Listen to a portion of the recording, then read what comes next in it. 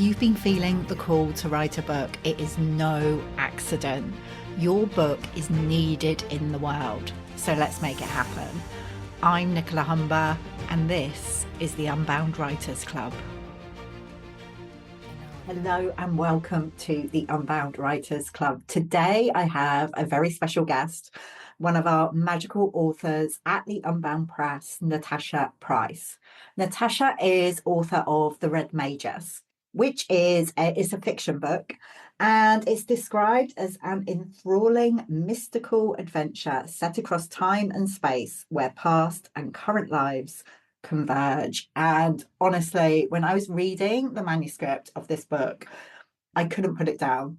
It is a literal page turner, and Natasha has done such a great job of weaving this story together, like bringing in a lot of the modalities and practices that she has learned and uses in her own life. And we talk about this during our conversation. And it is such a great book for anybody who's interested in energy, in the spiritual world, but wants to engage with that through story, through fiction. So good. So during this conversation, Natasha shares more about her process and advice that she would give to any aspiring authors. I know you're going to love it. I know you're going to love the Red Magus as well. So let's dive in. Natasha, welcome to the Unbound Writers Club. Oh, thank you for having me. Yeah, really excited for you to be here and share some more about your brilliant book. I'm going to start with a question that I always ask guests on the podcast, and that is, what do you feel makes you an unbound writer? Like, is there like a particular belief around writing or something you've kind of liberated yourself from in order to write your book? I think with the ethos of the Unbound Press, which is all about transformation, I have over the last 20 years got into the habit, and this is what I go on about all the time to my clients, about working on my energy daily, clearing, cleaning, getting rid of negative emotions, beliefs, perspectives. And when I look at myself now to when I was 20 years ago, I'm a completely different person. To me, I have completely transformed using energy therapies. So I think I fit into the category of transformation. Absolutely. It's what I teach, it's what I do. And I hope I always see a book as sort of like a little ripple going out of who you are out into the universe. And I wanted to almost teach what I believe in a story so that a lot more people can take it on board rather than you preaching what you believe. It's a story. People can believe it's a story, So, yeah, I think there's a lot of transformation that has gone on in me as a person and therefore the way that I write. Absolutely. That really comes across. And from our first conversation, that I love the idea of the Red Magus and writing about these approaches and these therapies and modalities, but in the form of a story, because like you said, people can take it on board maybe more easily than without even realizing. So I love it, and I'm a really strong believer that fiction books can be just as, if not more, transformational than non-fiction. Yeah, absolutely. Yeah. So how did you first get the idea to write this book? How did you get started? I've been thinking about that. I never set out to write a book. It wasn't what I wanted to do. And writing was my anecdote or my antidote, is the right word, to corporate world that I'm in 9 to 5, full of competition, full of ego, and it can be really wearing. And I would come home and write as a way, I suppose, like a flowing meditation almost. You just got into that creative state, which is a much different place to be, a softer, more empowering place to be. So I used to come home and just write. And I didn't write from page 1 to page 200 or whatever that was. Mm. or whatever it was. I just wrote when something came into my head. So the first thing I wrote was a scene halfway through the book where Cassie meets the Red Magus in the regression session. And afterwards I thought, well, what do I do with that? Mhm. Well, how do I fit that into a story? And so it was a really, I suppose, haphazard way of, but it just sort of evolved over time. And it was never in my head, right, I'm going to write a book. Mhm. It was never like that. It was just me sort of allowing myself that relaxation through creativity, if you like. Beautiful, beautiful.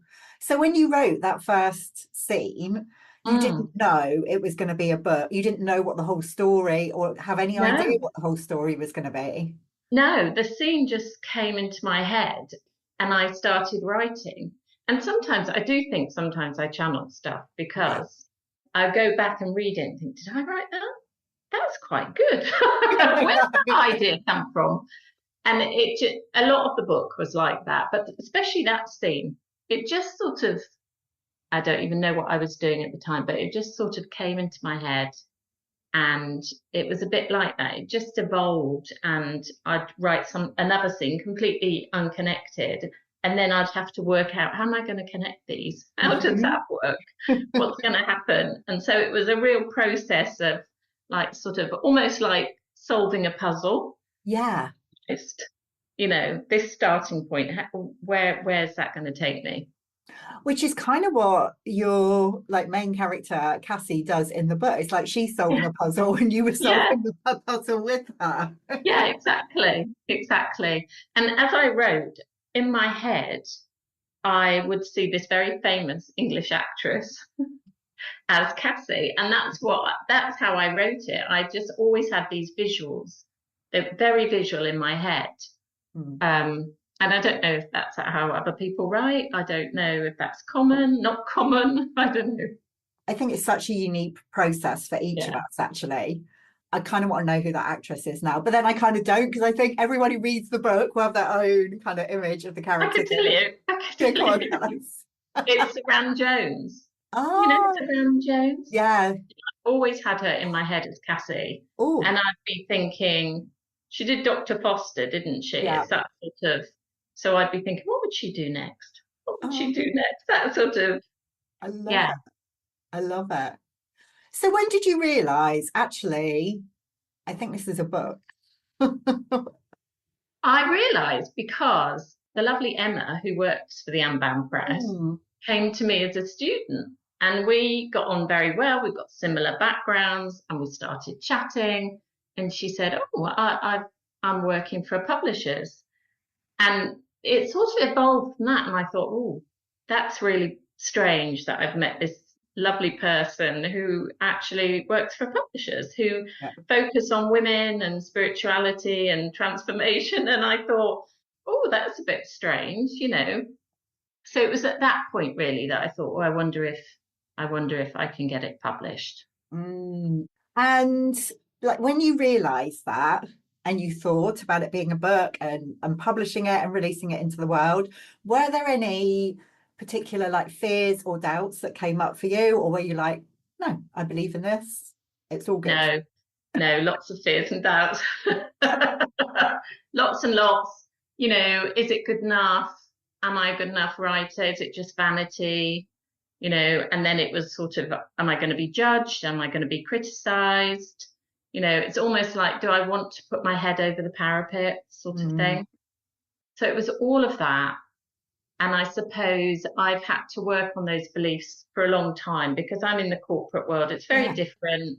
The people in that world are not spiritual the majority of the time. They don't really understand what I'm talking about when I'm talking about energy therapy. So it was sort of, do you want to put yourself on the spot here? Mm, So it was all of that process. But I yeah. was able to use all the techniques that I've done energy therapies for 20 years. So and again, that was to balance out the corporate world, I think, to cope with that. So I found all sorts of techniques that I could do. So I used that to help me navigate those emotions that were coming up, basically. Yeah. Yeah. like And I using. think I said to you, didn't I? Is it vanity?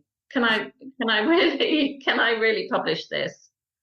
Well, Yeah, you're not alone in that, Natasha. Like so many women, whether they're writing fiction or non-fiction, very often have this fear of like, oh, am I just being self-indulgent doing that? Like that comes up so often. And it's yeah, like, no. But this book, and I think, most, if not all of the books that are coming through this community, and this is very often the case outside of the Unbound writing community as well, come from this place of calling. Like you didn't even realize what you were doing at the beginning. no, So it's not like exactly. you set out to say, right, I'm going to write a book, and it's going to Yeah, be like this. You found your way as you went. So yeah, powerful. yeah, I just want to go back a bit actually, because you mentioned kind of the energy work that you've been doing for 20 years, and you're yes. kind of working in a corporate environment, which I really resonate with, because that's my background as well. I'm just curious to know what brought you to energy work in the first place. I think I just had my third child, and it was the hottest week of the year, Mm. and I was huge. And I got very swollen ankles. And my mother actually said, "Why don't you go and have a Reiki?" And that was the first time I even heard the word. And I went to this lady she recommended. I didn't relax at all because you're like, what's she doing? Where is she? Yeah. Um, but I had a really, really strange experience. It was really bizarre, and it could have really frightened me, but it didn't. It just made me absolutely fascinated. I thought, how have I got to this age and Mm. not known that this existed? Yeah. And it was like the walls of my little life fell down because I realized that there's so much more than the physical. Yeah. And I just became absolutely fascinated. And I went on this sort of 20 odd year journey of learning Reiki and then learning all sorts of modalities. Again, not because I'm thinking I'm going to preach to others or teach others, but just for my own fascination, really. And that's evolved along the way. And I do now teach and do things and talk about it. But yeah, just absolute fascination Mm. Mm. in where does this energy come from? What's it made of? How can we utilize it for our own benefit? All those sort of questions. Totally, Yeah. totally. I love that. I love that. And that kind of question, like, how have I got to this point in my life? And I'm only just Yeah. hearing, What's experiencing this. happening?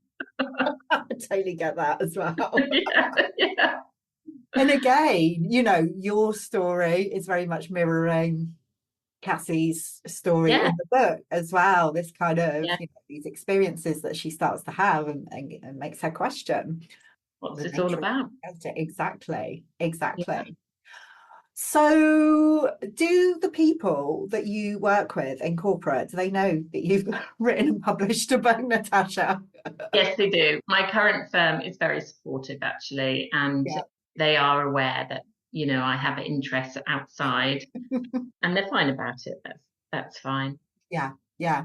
I asked the question because I know, again, this is a fear that can come up for a lot of aspiring authors. Like, they want to write a book and they feel called to write it. And maybe it's something about, something spiritual, a bit different to the Yeah, mainstream. And there are these yeah, fears around, yeah, but what will the people around me make of yeah. that? And will I be judged? I I mean, have I have two very different worlds, Nicola. I have one that is the corporate world, and then I have the spiritual world. But I have so many friends and peers and contacts through the spiritual world, you know, that I've gained over the years that that wasn't too much. That wasn't an issue for me so much. yeah, that's good. Yeah. That's good. And what I'm finding, and many of the writers that I'm connecting with are finding that, you know, the most surprising people can be interested in our Yeah. books, in our work. It's like, oh, I never thought that person would be interested, and they like Yeah. Yeah. start to get And curious. actually, since it's come out, I've met all sorts of people that do work as secretaries or lawyers or whatever who actually have a spiritual side as well, and Totally. yeah, and love Reiki and would have a past life regression, and so there is definitely a crossover. Definitely. Yeah. Definitely. So is there going to be more?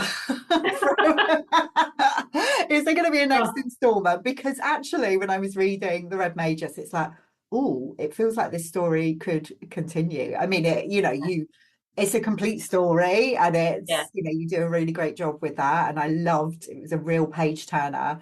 And also, I thought, oh, I could see this being evolving. there being a sequel. Exactly.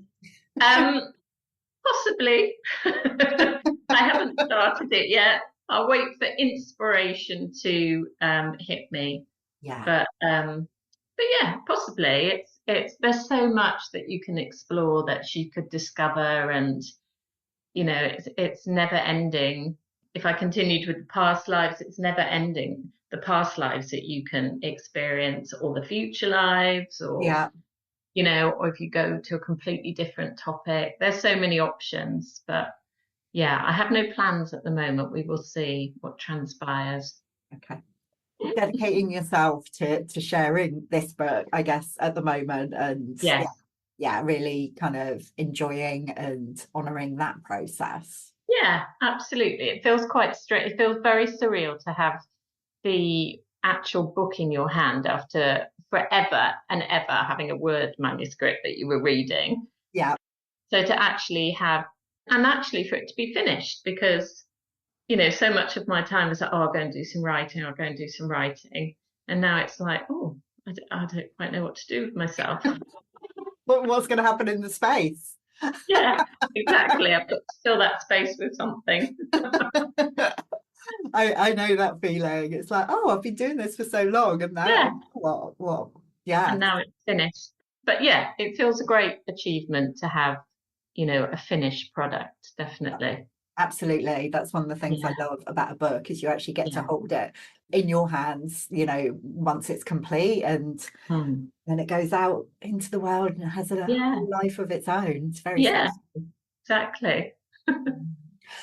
So, if somebody is listening to this, Natasha, and just starting out on their book writing journey or feeling the nudge to do that, or just wants to write creatively, like, you shared that was something you enjoyed to do, what one piece of advice would you give to them? Well, I've got two actually, That's Nicola. fine. It's Unbound. You'd have to stick to one.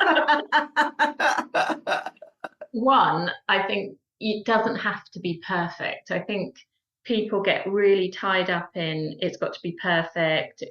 And then they procrastinate too Mm, much, and then nothing ever happens.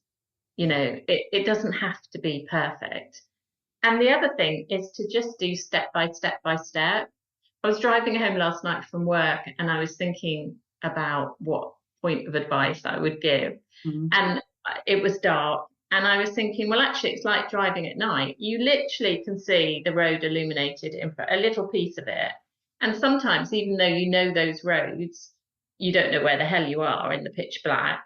Yeah, And you literally just follow your lights and the road, and it's step by step by step. And for me, that was absolutely, I had no end product in sight. I didn't have an end goal as such. So for me, it was just step by step by step, being called to do that, allowing each of the scenes to develop. Didn't know where they were going to go or what was going to, yeah. happen with them. So it was really, really just follow that path step by step. Love that. I love that way of describing it because, yeah, Yeah. that is absolutely the way it can feel a lot of the time. In Yeah. the Yeah. dark, Yeah. headlights Don't know on, where I'm going. maybe a bit foggy as well, bring that into the mix. Absolutely. Absolutely. So step by Yeah. step is the way to Yeah. go. Love that. Yeah. Thanks so much, Natasha. For those who are listening who want to find out more about you and your work, like I know you have a podcast of your own as well. What's the best way for them to connect with you and find out more? They can go on my website, which is Dandelion Therapies, or they can just have a look for the podcast, Balm to the Soul podcast. Mhm. Both of them, come up on Google or whatever. quite easy to contact me. Amazing. We'll put that in the show notes as well so Lovely. Thank you. people can find you easily. Thank you so much, Natasha, for being in the Oh, thank Unbound you. Writers Club today. And I am like so delighted for you and the Red Magus to be part of the Unbound Press family. It is such a great book. So, you know, if you're listening and you feel at all interested in what Natasha has been talking about today, then I really recommend that you get a copy. Thanks so much, Natasha. Thank you.